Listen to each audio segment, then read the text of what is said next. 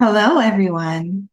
I feel like each month I do this, it gets a little bit more and more streamlined. There's been no technical difficulties this morning, so that's wonderful.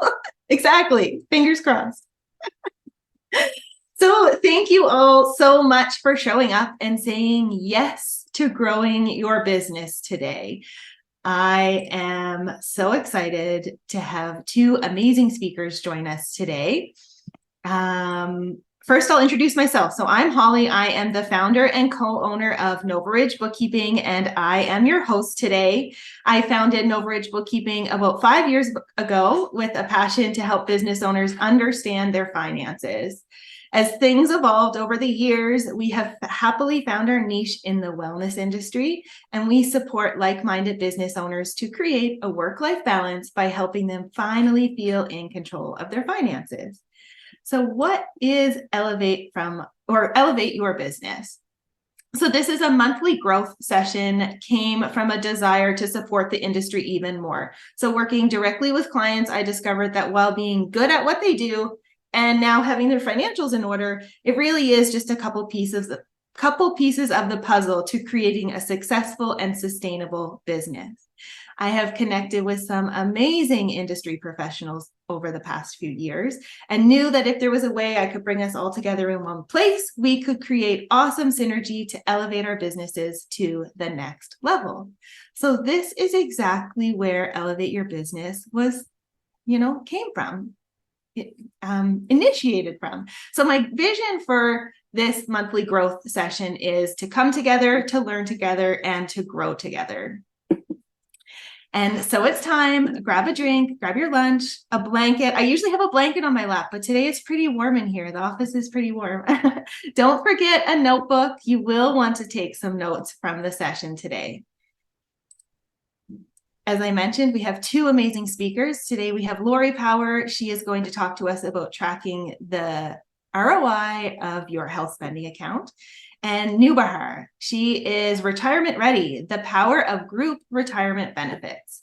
So let's dive in. In the spirit of networking, we're going to jump right into our first breakout room. And in this breakout room, I invite you to share your name, your business, what it is you do. And our unique prompt today is what motivates you to work hard? We had a couple people pop in while everyone was in the breakout room, so I just kind of gently moved you into the breakout room. I hope that others in the room kind of caught you up. Excellent. So we're going to move into our first speaker presentation today, and this is Miss Lori Power. So connecting people and serving the community are the joys that come along with being the founder and business owner of MP Benefits. Many companies overlook the strategic value of how benefits add to the productivity of staff, creating a bridge between the employee journey and the customer experience. Stories connect people and help her clients align their culture and compensation through strategic benefits. This is the writer's notion of show and tell. We tell our employees our values and show our culture through our benefits we offer. Lori is a published author of fiction and nonfiction, including her latest, released in 2022, They'll Never Know. MP Benefits Inc. is the 2022 winner of the EBN Excellence in Benefits Award. Oh, that's awesome. Lori has been featured on the Corporate Connections Speaker Series, Global News, CBC, the HR Reporter, Smoke and Bulls podcast, The Advisor Advantage, Benefits Genius, BCC Drive Time, every other Wednesday Corporate Culture Conversations, and hosts a weekly Zoomcast entitled Let's Talk About This Shift. Lori is a certified exit planner, certified facilitation leader, and holds the Queen's University Certificate for Workplace Mental Health Leadership. Through the Disney Institute for Business Learning, she has achieved their accreditation in the first three cores: leadership, quality service, and employee engagement, and has gone on to complete their leadership excellence and coaching for peak performance certificates. As an advocate for continuing education, she is an active member of Advocis, CPBI, CGIB, and CalU, as well as a regular presenter for Business Career College. So let's hear from Lori. It's Advocates. So just that's my only correction there. I'm wore out. My God, you must be talking about somebody else. This is you, Lori. This is you. All right. Do we have to keep sharing a screen, or can we just chit chat? Turn it off. All right. I like to see people when I'm talking, because it's good to gauge the room and how people are interacting with the conversation. So thank you so much for inviting me in here today, Holly. What a treat. And I can get started. So if I start monologuing, give me the virtual boot, right? Like, just give me that thumbs down, or say, listen, chill out, I'm not answering the questions. But today I want to talk about, Holly and I thought the best approach to talk about today is a health spending account. Health spending account is almost a hidden gem in I'm going to say, the incorporated business owner's toolbox. And the reason it's a hidden gem is because it often sounds too easy, or it doesn't make a whole lot of sense on why the feds would continue to offer a loophole, which they term to be a private health spending account. So private health services, sorry. And so you find it under the Income Tax Act. I'm not an accountant, not a bookkeeper, I'm not a lawyer. So I'm going to speak to it specifically from a benefits consultant point of view. But what it looks like is, outside of the province of Quebec, health and dental in Canada is non-taxable. So therefore, if you have an incorporated business, and understanding that when you incorporate, you're cloning yourself, right? There is me, the person, the founder of the company, and there is me, the incorporated body. Doesn't matter whether you have 30 or 300 employees, or you are your only employee. You are filing two income taxes. You're filing as yourself personally, and you're filing as the founder of that corporation. So what the Private Health Services Plan under the Income Tax Act, that is big brothered by Canada Revenue Agency with the sidecar of Health Canada, but we'll just call it a health spending account for ease of review. What that does is it allows any claims that are for the business owner, even if you don't have employees, to run through the corporation to keep them non-taxable. So one of the easiest ways to reference this is, imagine going to pick out your car. Okay, you've got whatever car you like. Think about it right in this moment. Okay, now you're going to the dealership, and you see the car. It's got the color, it's got everything you want, and you open up the door, and it has what's that rating, that fresh off the shelf number, right? There's no tax, there's no sales in there, there's nothing. You don't even need to dicker that price. It's come right from the manufacturer to your door, and that's the cost you're going to pay. That's what it's like to have a health spending account. Instead of, if we went for glasses today, let's say in some obscene world order, my glasses cost $100 instead of, almost $1,000. So let's say my glasses cost me $100. In order for me to pay out of pocket as a person, an individual, I'm going to pay $100 after tax dollars. So when we're living in Canada right now, where the marginal tax rate on average, remember, I'm not an accountant, is sitting at around 42%, I have to earn $142 to pay for this $100 pair of glasses. When I'm able to run it through my corporation, though, then it's just $100, because my corporation is going to refund me my $142. So no tax involved. And the corporation is now going to be able to take that claim, that $100 claim, and use it as 100% corporate tax deduction. And that's the magic of it. And what throws people off very often is they think they're making the claim twice, and they think they're making I don't know where the balloons come from, but they're in the moment. And they think they're paying twice, but you're not. You're paying once as an individual and getting reimbursed. You're moving that claim into your corporation, and your corporation is now paying for it. And it serves as 100%, not a portion, 100% corporate tax deduction. That's the long and the short of it. I can go in and I can try to make it complicated, but it's not.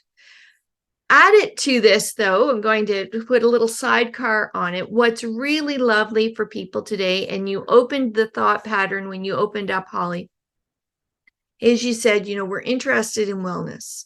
We're interested in making sure that our well-being is taken care of. So whether you are a single incorporated person or you have employees, a health spending account's an excellent thing to have. When you have employees and you want to put in a more robust employee benefit program, there's very few benefit plans, as Holly can attest to, where I won't add in a health spending account. It just makes good, sound financial sense. It's good tax sense, and it gives employees and yourselves control and flexibility, control over the maximum that you're going to give. So let's say you have 5 or 6 employees and you want to, you have a budget. That's a reality. And you say, you know what, I can pay them a salary, plus I can put in a health spending account, but really only up to $1,000. That's your budget. Great. It's easy. I have 5 employees times $1,000 exposure. Then my liability is going to be the $5,000. And there is an administration fee because it has to be administered by a third party. Revenue Canada won't allow you to do it yourself, and that's due to privacy laws and any number of legislations they put in place. So the average administration fee is 12% on claims only. So on that $100 pair of glasses, I'm going to see $112 come out of the corporation. But again, that $112 is 100% corporate tax deduction. Okay, that's non-taxable. Many people are adding in a flexible account in addition to their health spending account.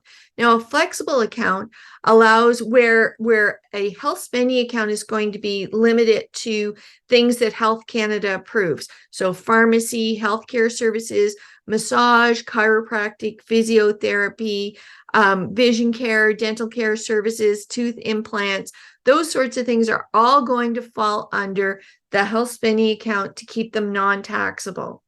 But you may want to be able to run your gym membership through your benefit program.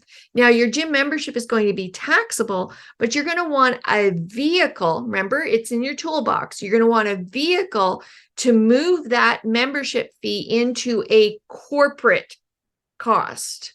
And again, the only way to do that is using a third party. So many companies today are doing not just your health spending account, which is non-taxable, but they're also adding in a flexible personal spending account, or you may hear it as a wellness account. That seems to pigeonhole it a little bit when you call it a wellness account, because really it's a flexible spending account. And that's considered taxable to the end user, but you can still move it under the corporation. And that's that vehicle to be able to do so. Neither one of these products are insurance. So don't come out and say, or don't think in your head, oh, you know what, I'm going to get a health spending account and that's going to be my insurance plan. It's not. It is a tax efficient vehicle for your corporation. Insurance itself, insurance is to cover off risk of loss of life, risk of loss of income, and a risk of a catastrophic event. So you have life insurance, disability, catastrophic pharmacy, those sorts of things. So that was the last thing. Thanks for the notice, because time does fly. So opening it up to our questions, or I'll just stop. You're right on target, Lori. That's perfect. It is an open Q&A. So if you have a question for Lori, just unmute yourself and just ask the question. We do have also a couple of questions here. So you touched on budget a little bit, Lori. How do you support each client? Because every client is different. As we know, every client's needs are different. How do you support each client to be able to work within their budget? Well, that comes in the discovery mode. That's when we're talking, we're saying, okay, what are you looking at? How many employees do you have, or is it just you? And you can't discriminate. So if you have employees, you can't say, oh, I'm not going to offer them anything. CRA is going to say, and a number of other legislations are going to say, no, so sorry, that's discrimination. We're not going to allow for that. So when you offer a benefit program, it does have to be for everybody, but that comes through in the discovery. What are you looking to achieve?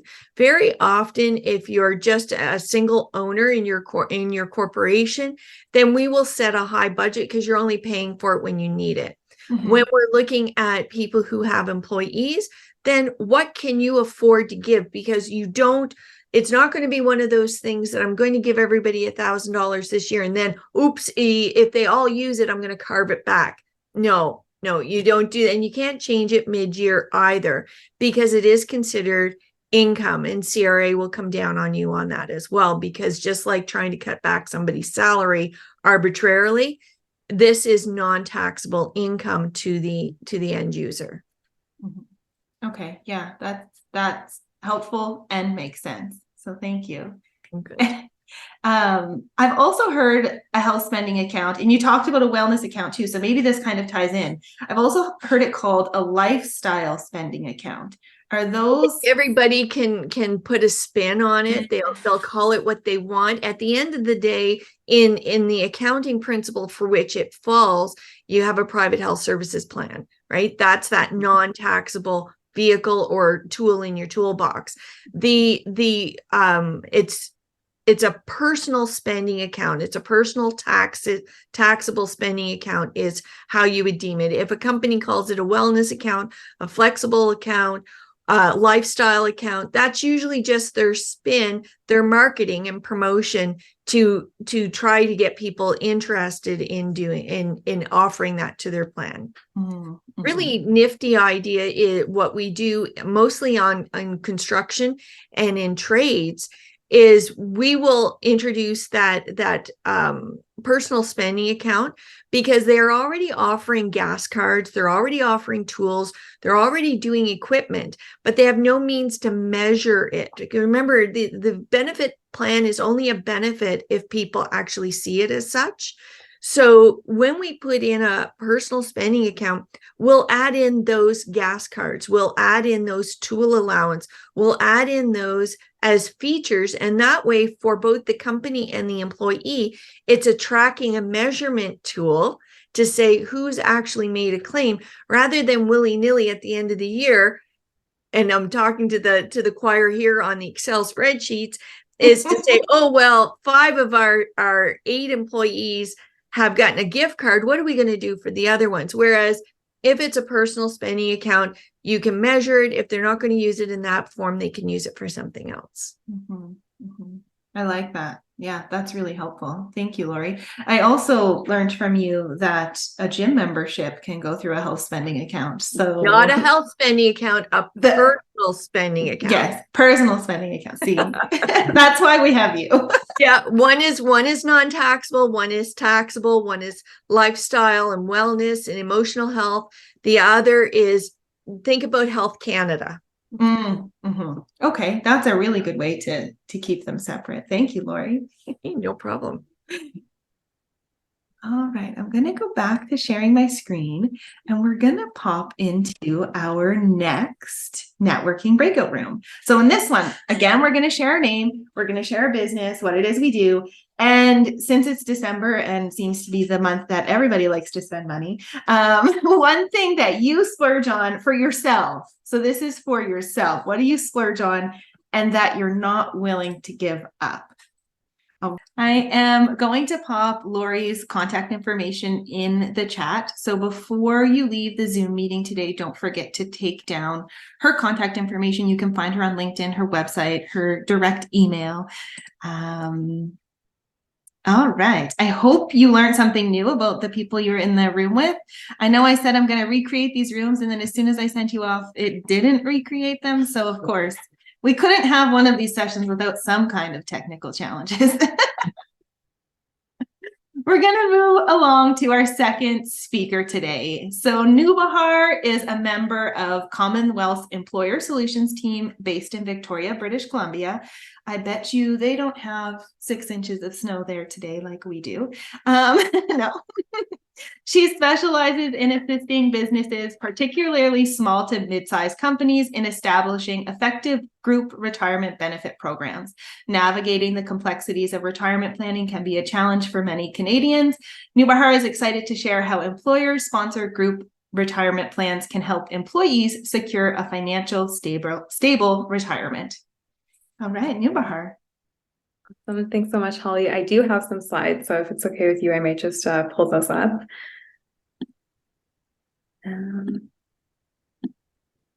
Awesome. Is everyone seeing that now? The Save More, Retire Happy, our wonderful tagline. Perfect. Thank you, Holly, so much for the invitation to join. I've been so excited to meet with this group because I feel like this is a group that already understands the importance of wellness in general, and then financial wellness, of course, just being one aspect of holistic wellness. So I'm very excited to share more on retirement planning, how you as a small business owner, employer can offer a group retirement benefit to your team and what the advantages are. So hopefully it's a fun little discussion on a topic that I feel like doesn't get a lot of attention. I know it's not the most glamorous topic to talk about, but thank you for taking time out of your day to join us and learn more about it today. I always like to start off by posing the question, what would you do if you could retire earlier? Because like I said, retirement planning, not the most glamorous, interesting thing to think about. But if you think about it from this lens, then perhaps it helps you form some kind of action plan to really start taking retirement planning seriously. A recent survey from Benefits Canada found that most Canadians, if they could retire earlier, would spend more time with friends and family, travel, do the hobbies that they never have time to do while they're working. So all of these things are things that most of us would probably want to spend time on if we could retire a little bit earlier. And Holly, I see travel, so travel again. Yeah, that seems to be a popular one for sure. So as we think about that future self and the things that we want that future self to be able to do, we need to start thinking seriously about what we're doing today in order to ensure that we're at a point where we can financially do that by the time we retire.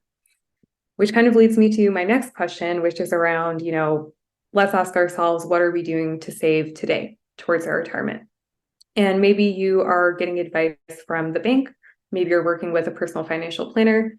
Maybe you're investing on your own. There's lots of kind of self-serve platforms out there today where you can sort of invest in savings accounts on your own. Maybe you're stashing cash under the bed, hopefully not, or waiting to win the lottery. I think we would probably not suggest those as strategies to use when saving for retirement. But all that to say, there's so many different ways that you could be saving. And I know it can be really overwhelming to think about the different avenues for you to start saving towards your retirement, not to mention the different investment types, the different account types. There's a lot to sort of get into. So if you're thinking about that and you're starting to feel a little bit anxious about it, you're definitely not alone. Planning for retirement is a challenge for most Canadians. Believe it or not, 56% of pre-retirees, so that's folks who have not retired yet, but they're over the age of 50, do not have a plan for their retirement savings.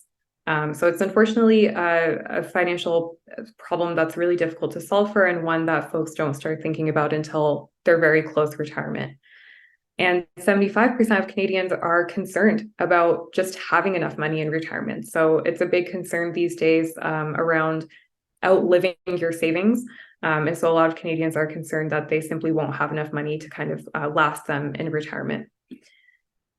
These might look like pretty dire stats, but all that to say, one way that you can count yourself out of these stats is to set up a group retirement savings plan for yourself and your team to participate in. And this can be a really effective way to just get folks saving towards their retirement in a really easy, tax efficient method through their employer. I will dive into kind of what exactly a group retirement plan is, but I thought before that it would be helpful to take a step back and just quickly touch on the different account types that most Canadians will use to save for retirement. So we have our registered retirement savings plan and tax-free savings account. These are two account types that Canadians will commonly use. The key difference is around the tax implications of both of these accounts. So RRSPs offer a tax deduction when you initially contribute. So it's a really effective way to lower your taxable income. In contrast, TFSAs offer no upfront tax break, but you don't pay tax on withdrawals. So that's kind of the key difference when it comes to how they're treated tax-wise. They also have different limits. So yes, these account types actually have dollar limits in terms of what you can contribute to them each year. For the RRSP account, it's an annual limit of 18% of last year's pre-tax income. So you can find that on your notice of assessment, up to a cap of $30,780 for 2023. One important thing to bear in mind is that your RRSP contribution room does accumulate over the years.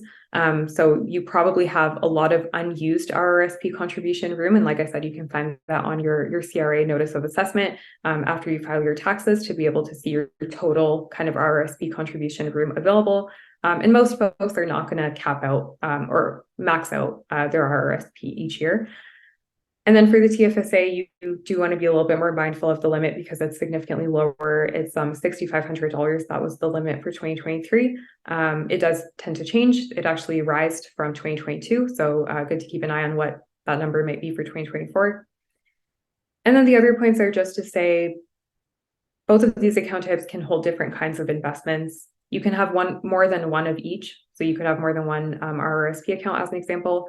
And for that reason, not all of these account types are the same.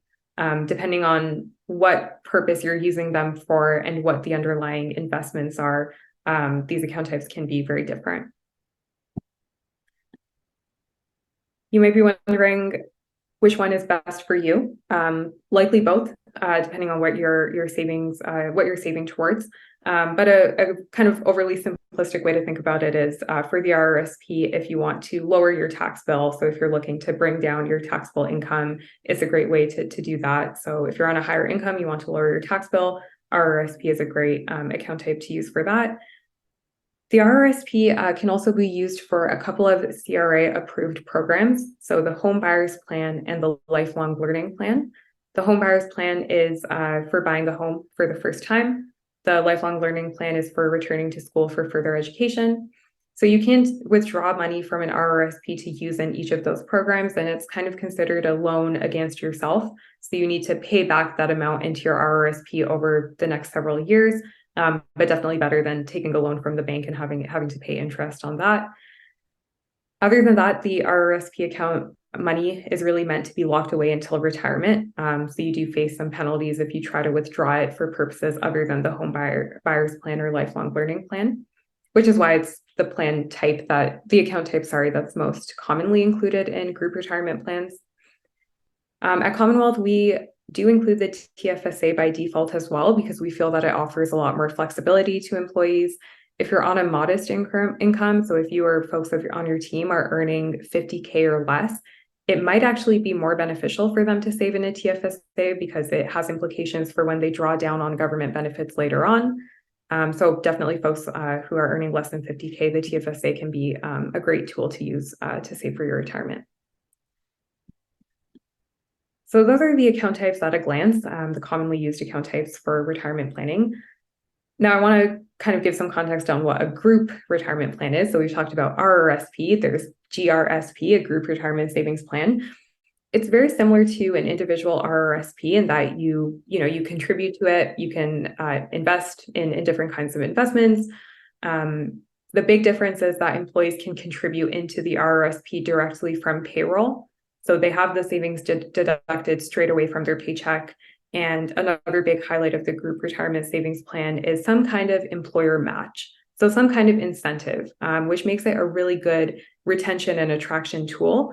because not only are you offering this great benefit to your employees, but you're saying by participating in this, I'm actually going to give you some kind of matching benefit as well. So it's commonly a percentage-based match, can be dollar-based as well. You could say, I'm going to match, up to 4% of your annual pay into the RRSP account. So the employee puts 4% and the employer puts a matching 4% as well. I can see that I only have a minute left, so I'm going to quickly breeze through the rest of this. But all that to say, for employees, it's a really easy way for them to save towards their retirement in a tax-efficient, low-fee way. I'm going to jump ahead 2 fees because that's definitely one of the big advantages of a group retirement savings plan over saving in an individual RRSP account.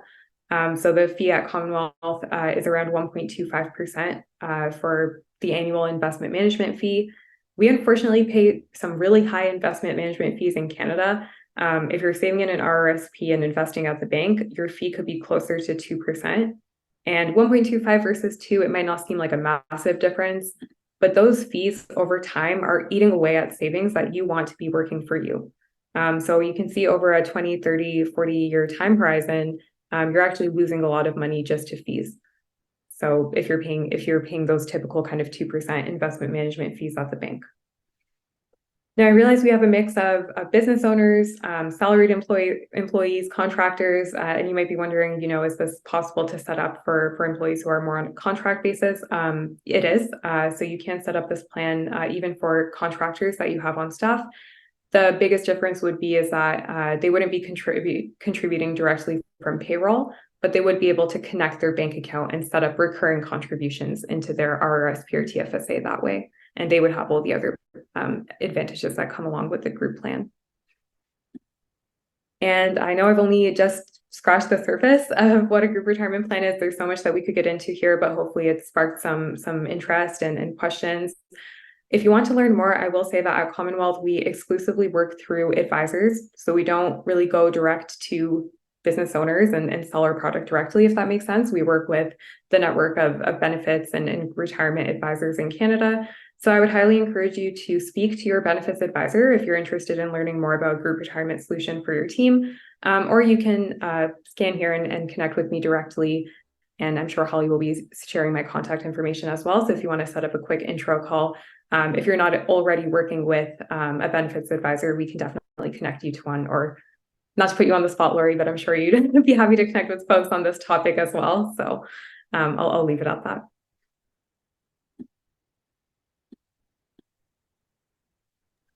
Wonderful. Thank you so much, Nubahar. I feel like I learn something new every time that I hear you speak. So it's Q&A. So if you have any questions, just unmute yourself. Lori, go for it. A question that I get, and I'm interested in your take on that. I do specialize more on the benefit side, so not on the retirement side. I feel like it's I don't want to interfere with people's money to buy shoes. But when we're talking about a group RSP, one of the bigger challenges for employers, and I'll be interested in your take on this, is buy-in from the employees to contribute. So while they may offer a fairly lucrative 4 or 5% match, and that 4 to 5 isn't uncommon in the marketplace. So an employer, I'm employer, I'm going to match 4% of your salary, but it's the matching. And then so many employees don't take their employers up on that because they don't want to contribute. How do you get around that? Like, how do you find the means to communicate to the employees and really show them the value of their contribution dollars? Mm-hmm. Yeah, great question, Lori. It's something that we think about a lot as well, because, to your point, it's one thing to offer the benefit, but then you also want employees to be taking advantage of the benefit. It's not enough to just offer it. So the industry average today, in terms of take-up rate for group retirement savings plan with a match, is close to around 70%. So we see around 70% of employees in the typical, and that's more with one of the life codes. So you can also set up a group retirement savings plan through Manulife, Canada Life, Sun Life, all those names that we're familiar with. With their plans, they're seeing an average participation rate of around 70%. At Commonwealth, it's actually closer to 80 to 90%. So you can tell that we put a lot of thought into this. It comes down to a lot of factors. I would say education is key. So we host a lot of education sessions for you and your team, help them understand the value of this benefit beyond just the employer match. And the other thing is just the flexibility in plan design. So I've mentioned a 4% match as a hypothetical example. There's a lot of flexibility, and something that we see somewhat commonly in situations that you're describing, Lori, where it's difficult to get buy-in from the employees, is having some kind of employer contribution without any requirement for employees to contribute the equivalent amount from their end. So you could say, we're going to give you $25 per paycheck, no contribution required from your end. We're just thinking about you and your, financial wellness, and we want to contribute to that. And then employees can contribute from their end if they want, but there's no obligation for them to receive the benefit from their employer. Is there a vesting opportunity then if the employer is doing that form? So can the employer then vest? I really like the 2-year vesting to say that, don't come in, take my money. You want to use it as a retention tool, so you can still do a vesting portion as well. Yeah. So there's a third account type that I've not talked about in the interest of time, and that's a DPSP. It's a deferred profit sharing plan. So it's the third account type that we do offer, and you can achieve vesting with that account type. And by vesting, we mean essentially a time period that's decided on by the employer to say, if an employee leaves before this vesting period is over, the total value of money that we've given to them in their DPSP account is going to be returned to us. So to Lori's point, amazing retention tool, because you're basically saying, you stay with us for 12 months, 24 months, whatever the period is. Otherwise, that money that we've contributed into your savings account is going to be returned to us.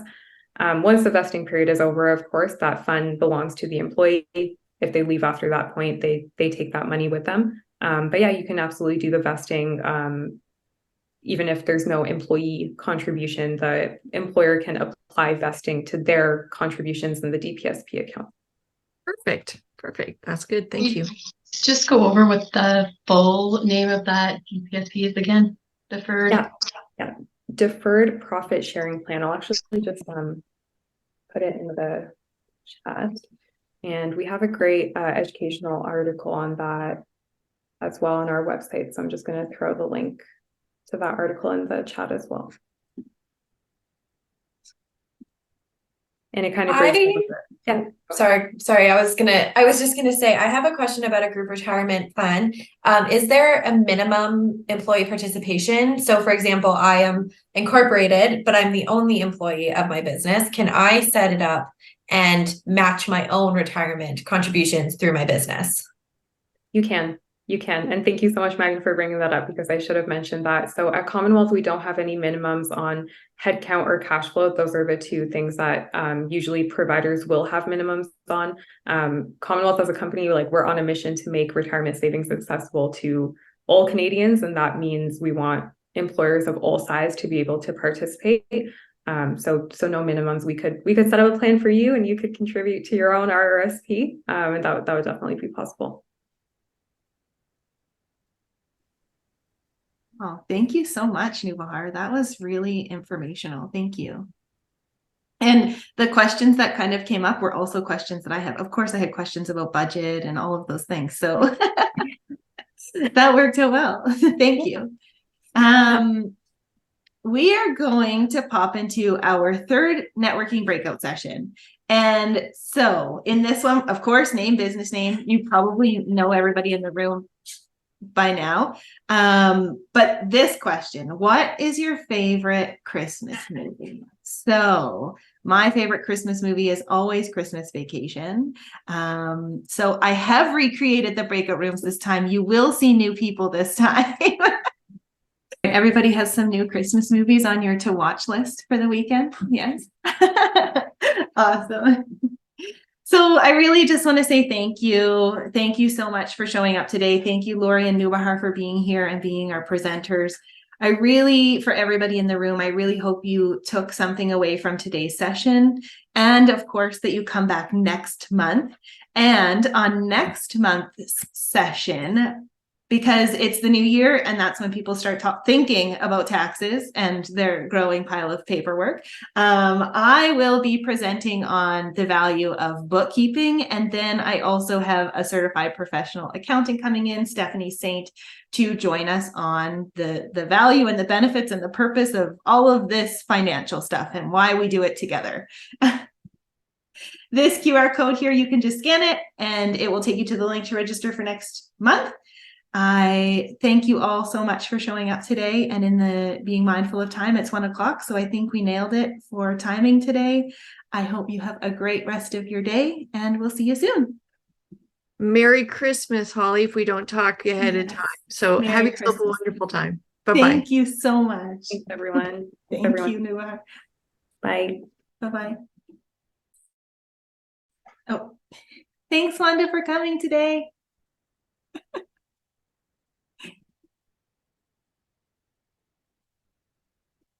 Yeah, come back in, please.